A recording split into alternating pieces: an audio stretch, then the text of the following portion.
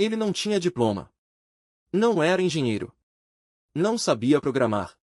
Mas criou as coisas mais revolucionárias do século. Steve Jobs começou numa garagem sem dinheiro e terminou valendo mais do que países inteiros. Não foi por acaso.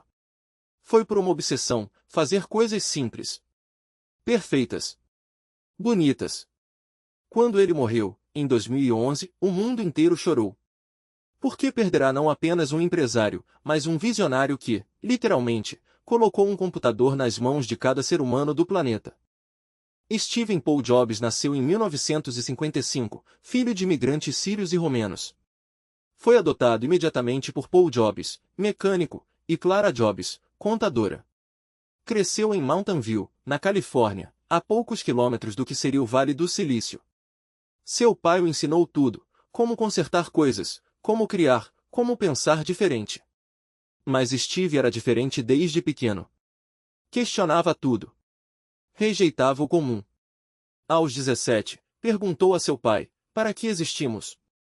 Seu pai respondeu, para deixar as coisas melhores do que encontramos. Steve nunca esqueceu.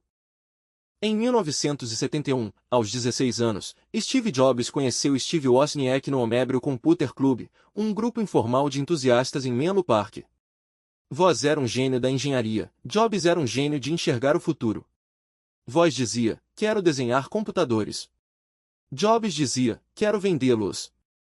Eles eram perfeitos um para o outro, os dois Steves. Woz construía a máquina, Jobs via o mundo mudando. Juntos, em 1975, criaram o Apple primeiro numa garagem. O resto é história. 1976, o Apple primeiro não parecia nada revolucionário para quem não entendia. Era apenas uma placa de circuito. Sem teclado. Sem monitor. Sem carcaça. Mas Jobs viu algo que ninguém via, cada pessoa no planeta mereceria ter um computador. E isso era impossível com os gigantes da IBM e da Xerox. Então Jobs criou o impossível. O Apple II, em 1977, foi a primeira máquina de verdade, completa, acessível, bonita. Vendeu-se. E muito. A Apple tinha nascido. Mas o computador ainda era complicado. Tinha linhas de comando. Era feito para nerds, não para pessoas. Jobs entrou na Xerox PARC em 1979 e viu o futuro, a interface gráfica com ícones e mouse. Enquanto os Xerox dormiam em cima dessa mina de ouro, Jobs correu. Em 1984, revelou o Macintosh, a máquina que ensinaria o mundo a clicar em ícones na tela. O Macintosh que Jobs apresentou naquele dia fez as pessoas chorarem. Porque era bonito. Era perfeito. Era o futuro. Mas Jobs tinha um problema, era perfeccionista ao ponto da destruição. Gritava com os funcionários. Demolia ideias ruins sem piedade.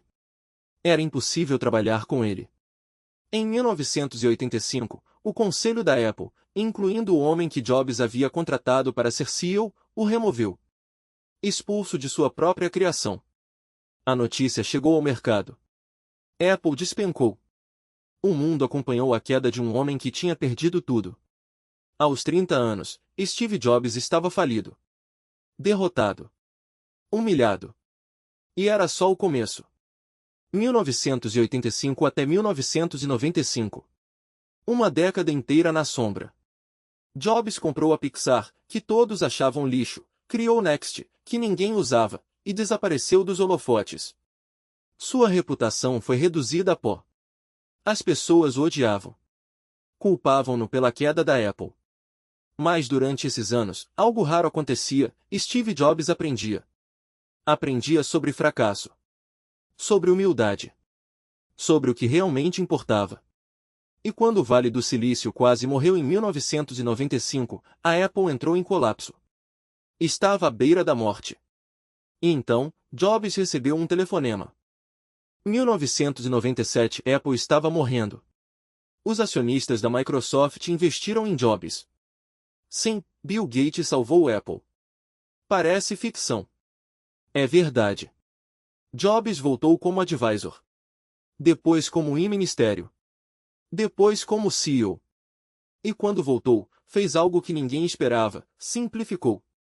O iMac, em 1998, foi um computador redondo, colorido, estranho. Bonito. Que computador é bonito? Nenhum. Até o iMac. Jobs estava de volta. E o mundo inteiro percebeu que ele nunca deveria ter saído. Agora voltado, Jobs sabia exatamente o que fazer. Em 2001, o iPod, a Pocket Music Revolution, não foi o primeiro player digital. Foi o melhor. Simples. 1000 songs in your pocket. Em 2003, a iTunes Store, música legal na internet quando a indústria disse não.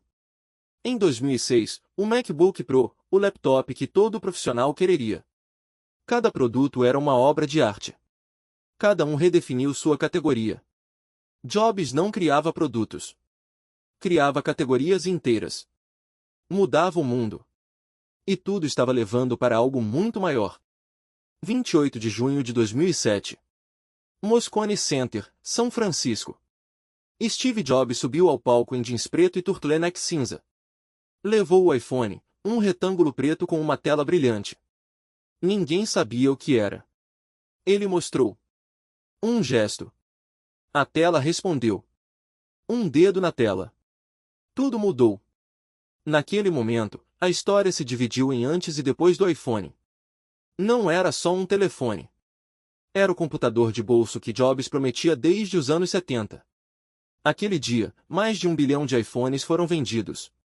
Mais de 1 bilhão de vidas mudadas. O iPhone não é produto. É revolução. Jobs tinha um segredo. Ele dizia, a maioria das pessoas não sabe o que quer até você mostra. E ele não escutava o mercado. Escutava sua intuição. Criava o impossível e o mundo seguia. Sua obsessão com simplicidade era patológica. Removia coisas até que só ficasse o essencial. Um botão. Uma tela. Nada mais. E funcionava. Porque Jobs entendia que a tecnologia tinha que desaparecer, o usuário deveria interagir com a magia, não com a máquina. Seus concorrentes copiavam. Sempre chegavam tarde. Porque não tinham sua visão. Não tinham sua loucura. Não tinham Steve Jobs. Em 2003, Jobs descobriu que tinha câncer pancreático. Um dos piores. Poderia ter morrido em semanas. Mas ele pediu cirurgia, não quimioterapia. Porque a quimio destruiria seu corpo.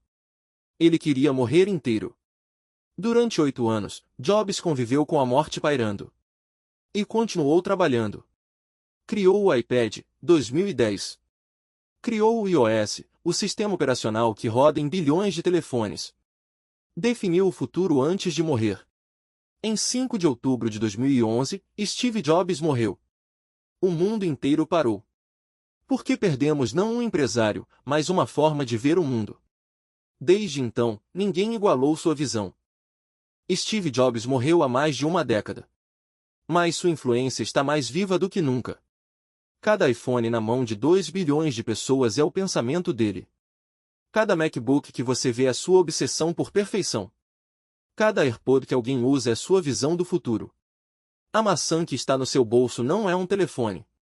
É a continuação do legado de um homem que perdeu tudo, encontrou a si mesmo, e mudou o mundo para sempre.